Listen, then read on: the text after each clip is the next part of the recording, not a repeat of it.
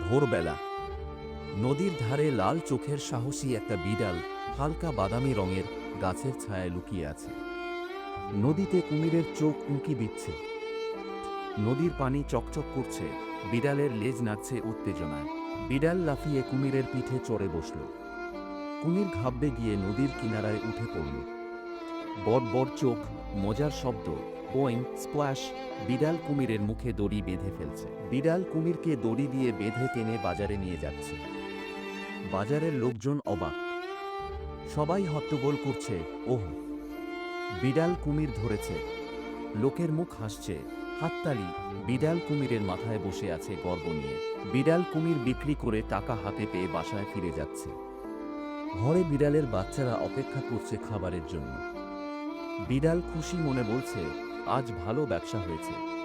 রঙিন ঘর, বিড়ালের বাচ্চারা নেচে উঠছে, মিষ্টি মিউজিক বাজছে।